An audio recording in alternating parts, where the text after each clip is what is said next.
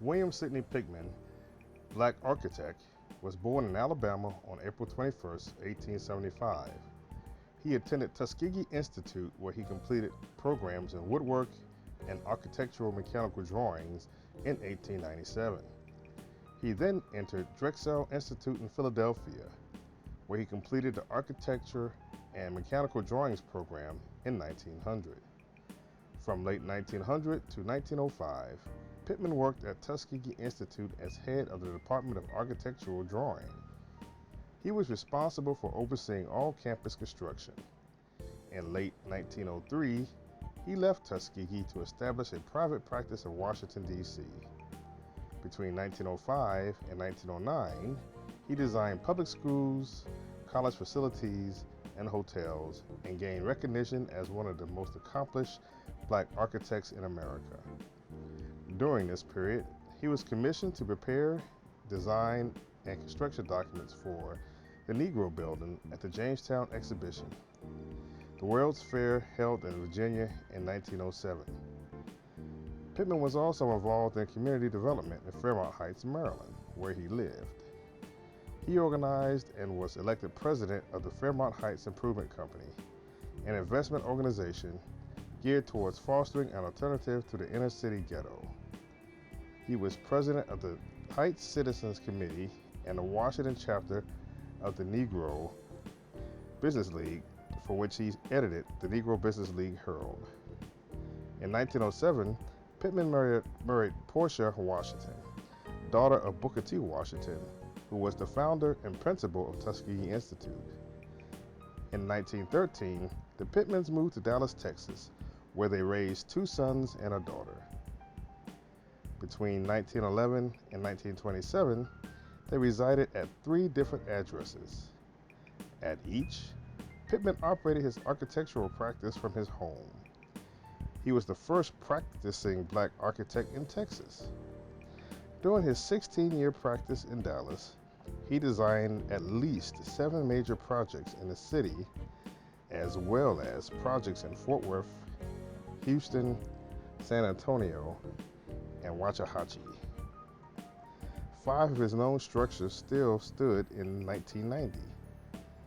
The colored Carnegie Library of Houston, which was built in 1913, was torn down in 1962 to yield to a freeway. The Allen Chapel AME Church, which was built in 1914, still stands in Fort Worth, Texas. The United Brothers of Friendship Hall of San Antonio, which was built in 1915, was also demolished in the path of an expressway. Joshua Chapel AME Church was dedicated in 1917. The Grand Temple, which was built in 1915, of the State Grand Lodge, Knight of Pius, a black fraternal organization, still stands in Dallas, though the 5-story structure is no longer owned by the Piusans. The St. James AME Church was built in 1919 and still stands in Dallas within view of the old Knights of Pius headquarters. The building was sold and remodeled as office space in 1984. In Houston, the 5-story Grand United Order of Oddfellows Lodge building was constructed from Pittman's plan in 1924. It was raised in 1982 to make way for parking and annex space for the Alley Theater. The Wesley Chapel AME Church was built in 1926. The original building still stands southeast of downtown Houston. The colored Carnegie Library of Houston and the Knight of Pius Temple of Dallas were acclaimed across the United States in newspapers and magazines. The library was the first one for blacks in Houston. The Piusan Temple was almost totally financed by the black citizens of Dallas. Both structures were presented as examples for other African Americans to emulate. They were benchmarks for Texas and the United States. In 1925, Pittman became president of the Brotherhood of Negro Building Mechanics in Texas. In 1928, he and his wife separated, and he ceased to practice as an architect. She returned to Tuskegee and worked as a teacher. During the 1930s and 1940s, Pittman earned a living as a carpenter and published a weekly newspaper, The Brotherhood Eyes. He used the paper to vent his criticisms of the black community. A firm believer in supporting black businesses, Pittman charged the black middle class with hypocrisy for patronizing white businesses instead of black ones. He also criticized black ministers for their lax morals. The black preachers Pittman attacked for filling their coffers while ignoring the homeless and hungry or dead, as are most of the people who brought the paper faithfully to read. Pittman's attempt to, as he put it, clean the race of crooked leaders and expose the unfit and misfit within the race. Above the masthead of every issue was the paper's slogan in red letters: a newspaper that doesn't cross the color line. A box on page 1 described the newspaper's purpose. BE is after the evildoer within the race. It plays no favorites and recognizes no sex. It works through the eyes. As a result of his publications, Pittman was charged with libel in 1936, but he was acquitted. He died in Dallas on March 14, 1958, and was buried in the Glen Oak Cemetery in South Dallas. Because he practiced in Texas longer than any other state, the state should have more examples of his work than any other region of the United States.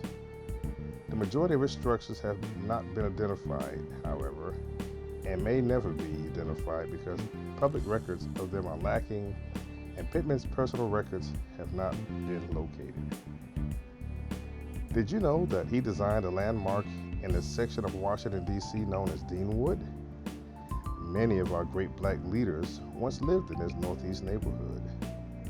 Carter G. Woodson, Booker T. Washington, Chancellor William, just to name a few.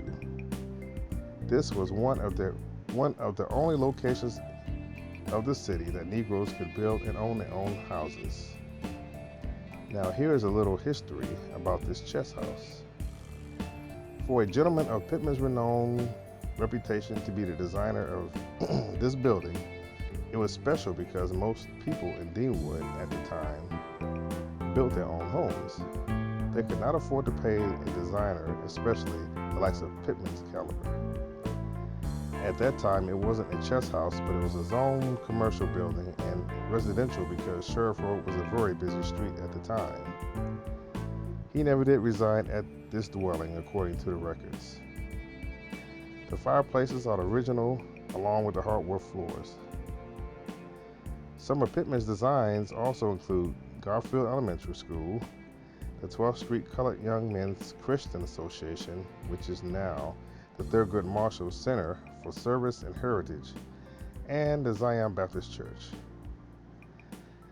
Zion Baptist Church, this quaint frame building, has served several church congregations since its construction in 1908. The first Zion Church stayed for more than 60 years.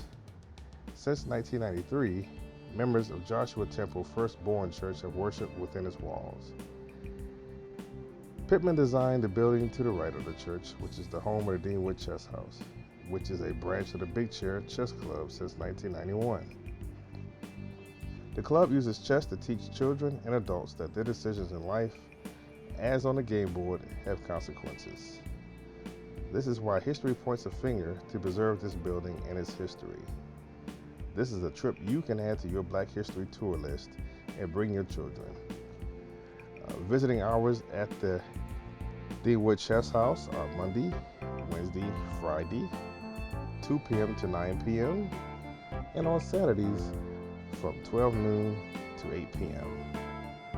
For further information or to confirm the hours, please call area code 202-396-1780. That's 202-396-1780. Let's check out some of the activities going on in the Big Chair Chess Club, Deanwood.